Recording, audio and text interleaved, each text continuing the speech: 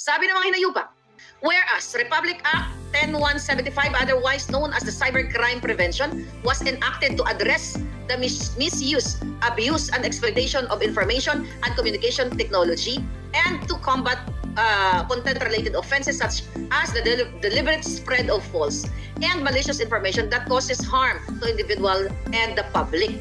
Whereas the rapid growth of social media platforms has allowed the dissemination of content that can mislead the public, damage individual reputations, erode trust in institution, and disrupt public discourse. Mga kababayan, ang gusto talaga nila patahimikin tayo, hindi nila kaya yung ating pagtulig sa kanila. Diba? Nagrereklamo sila na may mga post kasi pinopost, in-expose natin yung kanilang luxury mga bagay-bagay, luxury items, luxury mga material like bags, cars, Rolex, and kung ano-ano pa. Kaya ganito. So itong NAW legislation na ito mga kababayan, sabi ko nga sa inyo, ito'y inopen nila ito para ipatawag itong mga nagpo-post o mga vloggers sa sinasabi na itong mga buwaka ng itang ito ay mga kawatan. Gagastusin na naman nila ang pera ng bayan imbis na patawag si Lisa Tanas, si Marcos Jr., ang mga PSG kung sino ang gumurgor sa kapwa nila PSG. Imbis na ipatawag o mag-open o magsalang ng resolusyon kung saan napunta ang 5,500 control project. Imbis na mag-open sila ng resolusyon in aid of legislation kung sino ang mga kasabwat ni Rubio, ni Michael Mann, ni Araneta, ni Lisa Tanas dyan sa Bureau of Customs, like Trollbuster, kung sino, okay, kung magkano ang ibinigay ng mga smugglers kay Lisa, ibinigay o binibigay every week. Bakit hindi mag-open o buksan ang kinancel nilang hearing na kung saan sangkot ang pamilya ni Bangag Jr., ni Lisa Tanas, si Michael Ma sa smuggling? Bakit yan pinutol yan? Bakit hindi sila mag-open o ituloy ang Fidelix na sangkot si Bangag Jr. at yung alitagdag driver? And now, kayong mga commenters, tayong mga vloggers, ang gusto nilang ipatawag dyan sa WAD committee na yan. Yung kapatangin ng resolution na yan. Bakit sila nag-open ng resolution? Para i-contempt ang mga vloggers, para makaganti sila, ipakukulong nila. Yan ang katotohanan. So kung hindi pakikilos, yung mga bruskong mga sundalo, ginurgor na tayo mga kababayan. So ngayon mga palangga, balik tayo dito. Maidon, I think you're one of them na nanalo, one of the winners. So ngayon mga kababayan, ang purpose nitong kadyutahan, yung binasa ko kanina, na resolution, ito ay panggigipit. Ikukulong nila yung mga vloggers, ipapatawag nila kayo, even na regular commenter lang. Masahol pa ito sa martial law nung panahon ni Marcos Jr. Kasi itong mga buwaka ng inang mga kongresista na to, dapat nga yan ang gurgurin eh. Dapat yan ang i-abolish lahat. Gagastos na naman ng milyon-milyon. Dapat ang ipatawag, tama ka Miss Alicia, troll farm ni Bangag ang unahin nila, tama ka. Ang ipatawag nyo, mga pukin ang ina nyo, mga putang ngayon talaga mga hinayupak na to, ang troll farm ni Lisa Tanas. Yan. One day, sige, pupost natin yung troll farm ni Lisa Tanas. Alamin natin. Okay? Pupost ko yung pangalan. Tignan natin kung sino-sino yung mga yan. Tanungin natin sila kung magkano ang binabayad sa kanila. Now, eto po, pagpasok ng January, papatawag yung mga vloggers na yan na nagpo-post. Meron ng batas, di ba, na pwedeng kasuhan yung mga gumawa ng fake news. Okay? At sinong pwedeng kasuhan? Ang unang-una yung kasuhan, yung tang-inang Lisa Tanas na yan, yung si Bangag na yan, na tinatakpan niya yung mga black eye niya, yung nangingitim niya, yung puffy face niya, na kunin na yan, malapit na yung kunin ng lupa. Okay? At si Lisa Tanas, yung liog niya, mula from the Cordoroy. Tignan natin to. Here we go. Okay, okay lang yan. Okay mga palangga, ito. Ha? Ito ang unahin nyo. Ito, yung jutang sinimas niya nakakatakot ang pagbumuka. Oh. Yan. Yan ang fake news. Yung inayupak na yan, mga kababayan, na pag-alaman ko, bago daw mag-post, ang kanyang mga tauhan ay pinuforward mo na sa kanya. Lisa Tanas, okay na po ba yung editing? Na-plancha na po eh. O, tignan mo, pagdating dito, planchado. Natanggal ang mga liig. Ay, mayroon pang konti. Pagdating dyan, yung liig niya, inapakan ng pison. Okay, mukhang may bago si Lisa Tanas. O, di ba? Anyway, wala namang kwenta to. Alam niyo naman na, tignan mo. O, tignan mo ha. Yan ang katotohanan. Actually, pangit pa rin yung editing. Tignan mo, tinanggal ang kanyang liog. So, pero ang katotohanan, mga kababayan, yan ang fake news. Yan dapat, ang sabi ko nga, ay ipatawag ng mga walang hiyang ito. Nakita ninyo, mga palangga, kung hindi kayo kikilos, even you guys, commenter lang kayo, nagko-comment kayo, this is not about vloggers lang. Pero more on vloggers talaga pupunteryahin dito. Focus sila. Kasi ipapakontempt nila, ipakulong nila, gigipitin nila ito. Ito ang ganti nila sa atin. Kung nandyan nga lang ako, patay na rin ako katulad ni Percy Lapid. Tignan mo si Percy Lapid. Unang-unang nagsalita yun sa smuggling ni Marcos Jr. Kaya napatay yun. Ulitin ko, ang 17 na pamilya ni Percy Lapid nandito sa Amerika. Asylum visa yun. Bakit? Takot silang manirahan sa Pilipinas. Kung merong batas sa Pilipinas sa kasulukuyan ni Bangag Jr., kung totoo si Bangag Jr. ay hulihin ang mga pumatay kay Percy Lapid, mga palangga, kung na-assure niya na ang mga pamilya, no, ang Pilipinas, sa bago Pilipinas, maayos ngayon, ito kayo, bibigyan namin kayo ng protection and everything. May protection ba ang pamilya ni Percy Lapid sa Pilipinas? Wala, kasi mismo ang gumurgor kay Percy Lapid nasa gobyerno. Kaya nandito sila ngayon sa Amerika. Yan ang katotohanan dyan, mga kababayan. Ayang si Ontiveros, in fairness, siya yung isa sa mga tumulong dyan kay Percy Lapid. Pero ayaw niyang tirahin ang mga Marcos. Kasi nakikinabang siya at ang kanyang kapatid na inappoint ni Bangag. So very selective. Yan ang inyong dapat malaman. Kaya itong resolusyon na ito, mga kababayan, hindi ito basta-basta lang in aid of legislation. Ito ay in aid of suppression. Sabi ko nga kanina, oppression at in aid of what? I-jail kayo. Ipapakulong kayo ng mga buwaka ng inang ito. Hindi nila ginawa ang resolusyon na ito para solusyonan ang mga malisyoso or whatever. Dahil ang tunay na fake news, sila. Ang tunay na nagpapakalat na divide ng bansang Pilipinas ay ang mga buwaka ng inang gumawa ng resolusyon na yan, yung WAD committee na yan. Kitang-kita nyo kung paano babuyin ni Paduano si Congressman Marcoleta. Kung paano niyang bulihin, di ba? Nakita niya na kung walang camera, baka ginurgur niya si Marcoleta, sinapak niya o tirarakan niya ng tabak or whatsoever. Di ba? So ngayon mga kababayan, hindi pa ba malinaw sa inyong kaisipan? Kaya kayo mga vloggers dyan sa Pilipinas, maghanda-handa kayo. Okay? Kailangan ang laban natin dito ay diretsyo. Ang laban natin sa mga bangag, sa mga buwaka ng inang nasa Congress na ito. Ikukulong kayo. Tandaan ninyo, nakalimutan nyo ba? November 18 of 2023, sinabi ko, di ba? Ang kanilang operation, itutumba tayo. Itutumba si Kibuloy, si Duterte, ang mga kritiko ni Duterte, ang mga vloggers. Kasama ako dun. Di ba? Kinasuhan ako eh. Proxy cases. Dilisa. 1, di ba? Contreras, Bacujo versus Contreras, case dismissed. Okay? With prejudice. Dismiss na yon. Pangalawa, yung Quiñones versus Contreras, na kaibigan ni Lisa Tanas, na wala namang pera at talaga namang may scamming history. Imagine nyo, sino nakilala kay Quiñones? I-google nyo lang yung pangalan niya, makikita mo yung record ng scamming niya. Inulat ko lang yun sa inyo. Binasa ko lang yung paper. Ginamit ni Lisa Tanas ang kanyang mga amigo at amiga para mag-file against ng kaso sa akin para bigyan ako ng what? Para mag-drain ako. Lahat yun. Pero nilalabanan ko mga buwaka ng inang ito. Dahil alam ko, mananalo ako, mananalo ang Pilipino. Yan. Saan? Itong dalawang ito, wala namang pera itong mga putang inang ito eh. Kaya nga ng scam, saan kukuha ng pang-abogado sa Pilipinas at pang-abogado sa Amerika? At ang sinabi ko, nasa article na, hindi ako nagulat, nandyan ang PEP, nandyan ang ABS-CBN, at inamin mismo ng taong ito na talagang ginawa niya, tapos nagkaso sila. Ginagawa nila, ano tawag dito, tinitake advantage, may term doon, inaabuso nila ang legal system, katulad ng pag-aabuso din sa Pilipinas, pero may kalalagyan ng lahat ng mga yan. Pangatlo si Robles, sa PCSO, na sinabi niya, tinitain ko daw ang kaniyang reputasyon. Waka ng ina, sa LRTA pa lang, di ba? Nasangkot na ang waka ng ina sa pagnanakaw ng kaba ng bayan. Okay? Nagkaroon ng warrant of arrest. Bago pa ako nag-vlog, na-taint na siya ay nasangkot sa pangangawat. At ngayon may nanalong na loto 202 million.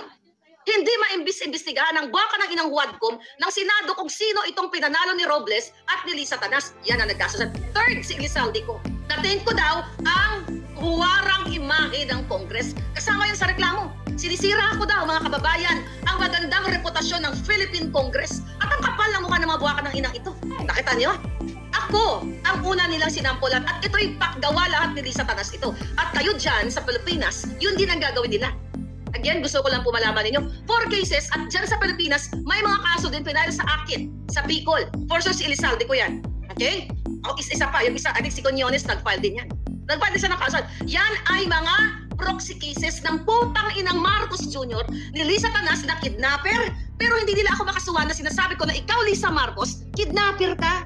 Putang ina ka, kidnapper ka. Kayo ni Marcos Jr. Kinidnap nyo ang 2 bata mula sa Turkey by using the word extraction. Wala silang kaso kasi takot sila dahil may mga ebidensya tayo dyan. Ang mga kinakaso nila yung mga basura.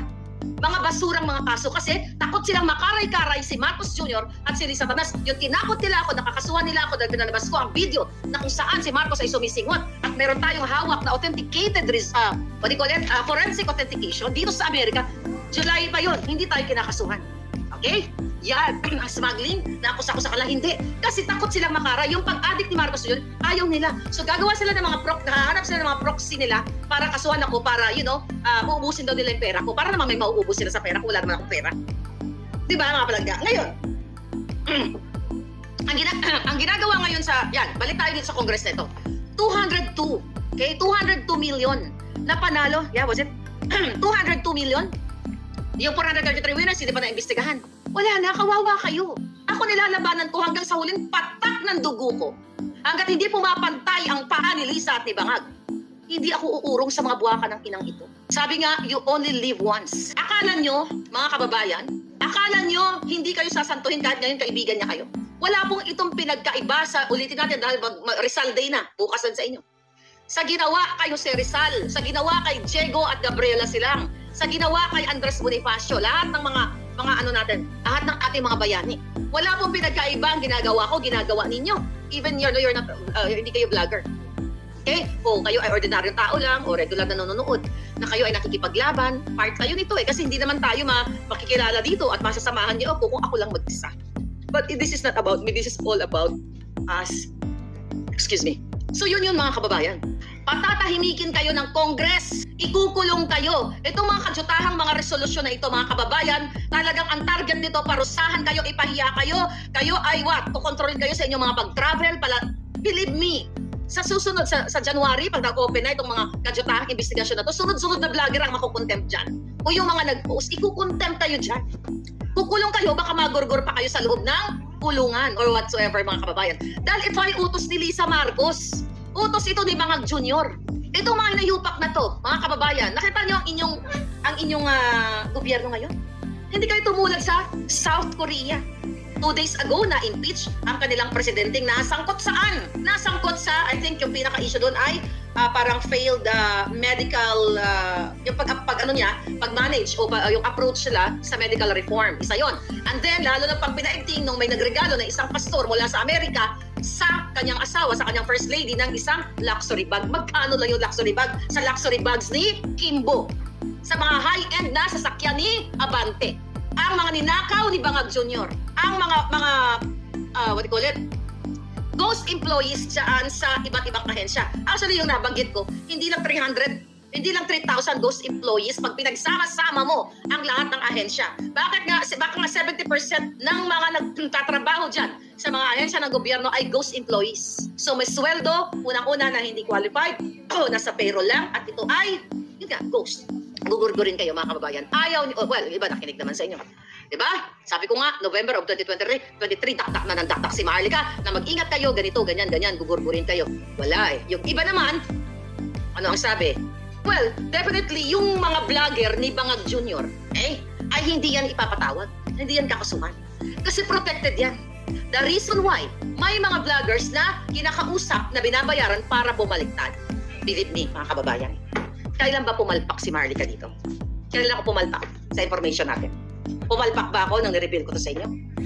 Ang mga kadahilanan kung bakit ang ibang mga vloggers na aligned with Dutertes o aligned sa taong bayan na biglang naduwag or whatsoever, I will say 99.9999999 o I will say 100% maybe, kaya bumabaliktad. Kasi number 1, binibigyan ng allowance o may pera at tinatakot sila. Pag hindi ka umayon sa amin, pag hindi ka bumaliktad, kakasuhan ka namin. Wala kang mapapala kay Sara Duterte, wala kang mapapala sa mga Duterte, hindi kayo kakampinan dito, kayo sa amin, puproteksyonan kayo namin, iyaan po yan. At ako, bilang isang vlogger, na kinasuhan ng 4, sinisisi ko ba ang mga Duterte na, bakit di ba lang ako natulungan kahit piso ni Pangulong Duterte o ni Inday Sara? I never ask any single penny o peso sa mga politiko na sinusuportaran ko. Bakit? Inutusan ba ako ni Sara na magsalita ako in favor sa kanya? Inutusan ba ako ni Pangulong Duterte na, oy Maharlika, magsalita ka, ipagtanggol mo kami? Ito, pumunta ako sa Malacanang, galing to. Hindi. Hindi nila ako inutusan. So, haharapin ko to, ang laban ko. Actually, mag-isa lang ako pagdating dito sa mga kaso-kaso. Nangingi ba ako sa kanila? O kahit sino? Nanghingi ba ako? Hindi. Nilalabanan ko tong mga buwaka ng inang ito. Pero kung merong magsabi na I will help you, then thank you. That's about it. Pero hindi ako nanghingi. Kasi gusto ko patunayan sa sarili ko na sa inyo lahat, na lumalaban ako. Hindi ako nagsusuporta sa isang politiko dahil nag-expect ako na pag na-trouble ako, tutulungan nila ako. Di pag tinulungan nila ako, thank you na lang. But I'm not the type of person na kapag na-trouble ako, nalungkot na ano ako sa buhay ko, nawalan ako ng pera or whatever, ay lalapit ako, total, sinuportahan naman kita, baka naman. I don't do that. I don't do kababaan yan. The reason why, may mga vloggers na bumabaliktad kay Aimee, kay Bangag, di ba? Naglalaro sa dalawang ilog o dalawang parang jowa lang. Kasi takot sila. Ang advantage ko lang kasi hindi, even nandito ako sa Amerika, hindi ako agad-agad mapatay ng mga to. Kung nasa Pilipinas na ako, patay na ako talagang mga. Pero silapit the second ako.